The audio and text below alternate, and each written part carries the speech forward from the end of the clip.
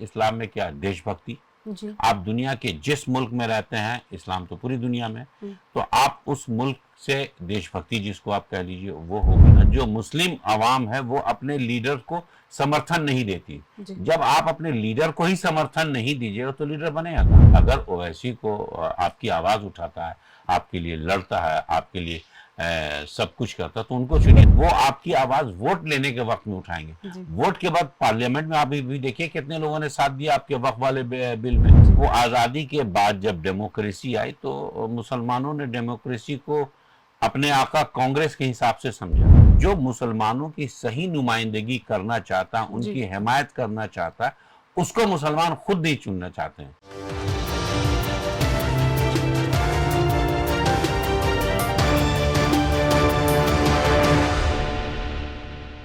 आदाब, नमस्कार, मैं हूं अजरा और आप देख रहे हैं मंथन टुडे। भारत के लोकतंत्र में एक बहुत बड़ा सवाल उठता है कि मुसलमान सियासी तौर पर अंतिम पैदान पर क्यों है अभी भी। इसके पीछे राजनीतिक कारण क्या है, या समाज में आखिर मुसलमान पीछे ही क्यों भाग रहा है। इन्हीं सब खास बातचीत करने के लिए हमारे साथ हमारे स्टूडियो में पॉलिटिकल एक्सपर्ट अशफाक रहमान है। बहुत बहुत स्वागत है सर आपका हमारे स्टूडियो में। जी, ये बताइएगा सर, मुसलमान सियासी तौर से अंतिम पैदान पर अभी तक क्यों है? इनके अंदर राजनीतिक चेतना जिसको कहिए या सियासी सूझबूझ, वो शायद बिल्कुल भी नहीं है। और यही वजह है कि ये पीछे हैं। इनके अंदर जो सियासत है, बड़े साफ लफ्जों में कहा जाता है कि राजनीति एक अलग चीज है, धर्म। यहाँ जो धर्म गुरु है वही राजनीतिक बने हुए। जितने मौलाना हैं वही चाहते कि हम सियासत भी कर लें, और लोग भी वैसे ही हैं। अपना जब तक ये लीडरशिप नहीं लाएंगे, ये अपनी लीडरशिप को मानते ही नहीं है। जब अपने लीडरशिप को जो कौम नहीं मानती है या जो जाति नहीं मानती, वो पिछड़ जाती है। तो फिर भी आप देख रहे हैं कि सारे मुसलमान आज भी पीछे ही हैं, लेकिन वो पॉलिटिकल आगे बढ़ने की कोशिश क्यों नहीं कर रहे हैं? पॉलिटिकल अवेयरनेस नहीं है। वो एक जैसे गुलामी वाला जो जहन होता है ना, वो है। वो आजादी के बाद जब डेमोक्रेसी आई तो मुसलमानों ने डेमोक्रेसी को अपने आका कांग्रेस के हिसाब से समझा। उन्होंने अपनी लीडरशिप नहीं डेवलप की। बीजेपी की तरफ से क्यों नहीं सोचा, सिर्फ कांग्रेस को ही लेके क्यों सोचा? नहीं, ऐसा नहीं है। बीजेपी में भी बहुत सारे मुसलमान, ऐसा थोड़ी कि मुसलमान नहीं। हाँ, वो उनको गद्दी पर नहीं दे रहा, लेकिन उनके बहुत सारे प्रवक्ता आपको मिल जाएंगे। जो लोग हैं वो अपनी राजनीति अलग कर रहे हैं, लेकिन वो भी भरी हुई चीज है। लीडरशिप होती है जिसको जनता खुद से अपने आप को, जैसे कोई आगे बढ़ा उसको जनता समर्थन दे। तो जनता मुसलमान जो मुस्लिम आवाम है वो अपने लीडर को समर्थन नहीं देती। जब आप अपने लीडर को ही समर्थन नहीं दीजिएगा तो लीडर बनेगा कहाँ? आपके यहाँ एक से एक टैलेंटेड लोग हैं। लोग आए तो ना तो पढ़े लिखे दानिश्वर हजरात जो हैं वो, और ना ही उलमा। उलमा को तो नेताओं से चिढ़ हो जाती है, मुस्लिम नेता से। आखिर वजह इसके पीछे दलाली, उनकी सियासत है। और क्या, दलाली करने से उनको मिल जाता है। इलेक्शन लड़ना नहीं पड़ेगा, बैठे में हैं, और उसके बाद से जबकि अगर वो मुसलमान है तो वो चाहते कि हमारा मजहब है थोड़ा आगे बढ़े, जितना बैकवर्ड है, पीछे हैं, और चाहना उनकी कोशिश रहती कि आगे बढ़े। लेकिन अगर ये दलाली का पेशा नहीं अपनाए मौलाना लोग, जितने मौलाना आपको नजर आते हैं सियासी गलियारे में, ऑल इनको आप सबको दलाल समझिए, ठीक है? वो सब फर्जी मौलाना है। दरअसल वो मौलाना नहीं है। वो मौलाना जो होगा वो उलमाए हक होगा, तो वो इल्म की बात करेगा, अवाम को मजहबी तालीम देगा, इत्तेहाद और इत्तेफाक की बात समझाएगा, अपने लिए नहीं कुछ करेगा। समझ गए? वो जो इस्लाम में सिखाया गया वो आपके मुसलमानों के हक पे बोलने वाला कोई मुसलमान अगर खड़ा होगा तो दूसरा मुसलमान उसको कहेगा ये तो बीजेपी का एजेंट है, या तो बीजेपी का एजेंट है, ये हरवा देगा। मतलब वो मुसलमान कांग्रेस की हार पे अपनी हार समझता है, आरजेडी के हार पे अपनी हार, यानी जिसका वो मदद करने वाला है। मतलब बीजेपी की जीत तो उनकी, मतलब उनकी हार है। नहीं, बीजेपी की जीत से उसको मतलब नहीं। उनके हराने से ना तो बीजेपी जीतती है, ना उनके जिताने से बीजेपी का अपना अलग वोट बैंक है। बीजेपी का एक अपना आइडियोलॉजी है। अब वो चाहे आप उसको एंटी मुस्लिम कह लीजिए या जो भी दूसरा ये कह लीजिए, धर्म की राजनीति करती है।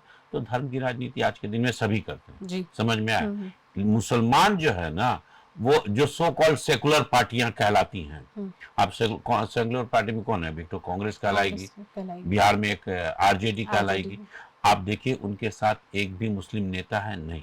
वो जिसको थोप देंगे उठा करके ला करके। अब एक इमरान प्रतापगढ़ी शायर थे, बड़े अच्छे उत्तेजना वाले शायर, तो शायरी छोड़कर उनको पकड़ के ले आया और उनको एक बता दिया कि भाई राज्यसभा आपको भेज दिया, अब आप मेरी तरफ से बोलना शुरू कर दिए। जो सही, इससे पहले आप किशनगंज से जीते थे एक मौलाना साहब थे, आप देख लिए 3 तलाक का मामला आया, जितना पार्लियामेंट में वो कुछ बोल नहीं सके। जो मुसलमानों की सही नुमाइंदगी करना चाहता, उनकी हिमायत करना चाहता, उसको मुसलमान खुद नहीं चुनना चाहते हैं। जब खुद मुसलमान ही नहीं चुनना चाहेंगे तो मुस्लिम लीडरशिप आएगी नहीं। जो झूठे आरोप आप पे लगाए जा रहे हैं वो आरोप कैसे हटाइएगा? लीडरशिप पे।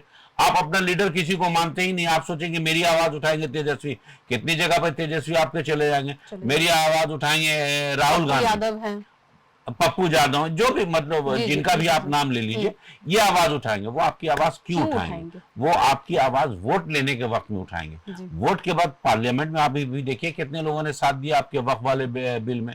मेन टाइम पे तो चले गए ना वो, तो वो नहीं थे वहां पे। पप्पू यादव नहीं थे, आप जिन पप्पू यादव का नाम ले रही वो नहीं थे। अगर वो नहीं थे और आपका वक्फ का इमारत शरिया ने किया तो उसमें सबसे आगे बढ़े, सबसे आगे दौड़ के बढ़े। तो ये आपको समझना पड़ेगा कि कौन आपका सही में साथी है और कौन आपका साथी नहीं है। जब आप अपनी लीडरशिप नहीं निकालिएगे आपकी तबाही निश्चित है। अच्छा, एक सवाल ये भी है, उलेमा और बुद्धिजीवी मुसलमान से बेहतर कौन है? मेरे ख्याल से सियासी तौर से दोनों जो हैं खत्म है, दोनों के पास सलाहियत नहीं है। बुद्धिजीवी वर्ग जो है वो किसी को अपने साथ सटाता नहीं है और वो वोट देने जाता भी नहीं है। जो आपके यहाँ का बुद्धिजीवी वर्ग कहलाता है मुसलमानों का, वो वोट देने करीब करीब नहीं जाता। वो बहुत ज्यादा तो ड्राइंग रूम में बैठे। आप जिस तरह से बोल रहे हैं तो कितना % होगा मुसलमानों में अगर इस तरह के लोग जो अगर होंगे, बुद्धिजीवी लोग? बुद्धिजीवी और वो वोट क्यों नहीं देना चाहते हैं? नहीं, वो तो बहुत बड़ी तादाद है। जो एलिट क्लास है, जो पढ़ा लिखा तबका है, अफसरान में है, आप उनको लाइन में खड़ा रहना पसंद नहीं है। उनको एक जो कुर्सी मिल गई या किसी एक जगह पर बैठ गया, अफसर होगा, फिर उनका वोट देने के लिए लाइन में लगना पड़ता है। तो जब सियासी मतलब राजनीतिक चेतना नहीं हो, सियासी तौर से वो बेदार नहीं होंगे कि हम अपना नेता चुने, अपना रिप्रेजेंटेटिव चुने, इसके वजह से वो वोट देने नहीं जाते हैं, तो उनको तो आप किसी गिनती में मत लीजिए। मुस्लिम समाज का नेतृत्व किसके हाथ में होना चाहिए? किसी भी समाज का नेतृत्व अगर धर्म आधारित राजनीति है, अगर जो हमारा संविधान है उसके मुताबिक है, तो जो भी अच्छा नेता है उसके साथ जा सकते हैं।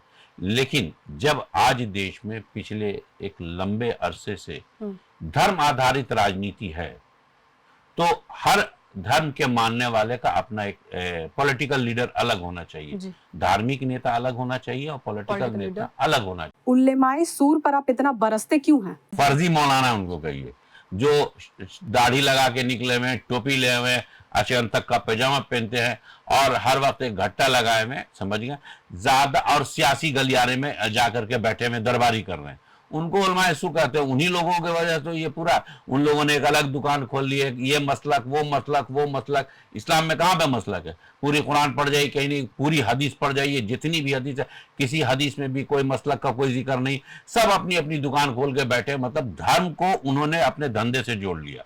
तो उन सबको फर्जी मौलाना ही आप मानिए, और क्या वो फर्जी मौलाना दिखा तो रहे हैं कि समाज के लिए इतना काम कर रहे हैं, वक्फ के लिए इतना प्रोटेस्ट किया उन्होंने, तो लोगों को तो यही लग रहा है कि नहीं, अगर इन लोगों के इस प्रोटेस्ट नहीं किया, उन लोगों ने चंदा इकट्ठा किया, एक नेतृत्व खड़ा किया, ये आंदोलन नहीं है, ठीक है, इसने अपनी अपनी जेब गर्म की होगी। इससे वक्फ अमेंडमेंट बिल को एक रेशे बराबर भी कोई फर्क पड़ जाए या हुकूमत इनके ऊपर कान भी धर दे तो ये बहुत बड़ी बात होगी। आप तो राज्यसभा और विधान परिषद में जाने के लिए चमचागिरी कर रहे हैं नेताओं की। आप आए दिन फोटो देखिए जिन लोगों ने वक्फ बिल पे ये किया है, आप देखिए कभी इस सेकुलर पार्टी के नेता के साथ हैं, आप 4 दिन के बाद देखिएगा कि सर हमको 2 आदमी मेरा टिकट दे दीजिए, फिर उसके बाद 2 आदमी मेरा टिकट दे दीजिए। वो दोनों तरफ से ये करेंगे, इसके अलावा कुछ नहीं करेंगे। और वहां से जो उनके टिकट पे जो लड़ेगा वो मुस्लिम रिप्रेजेंटेटिव नहीं होगा।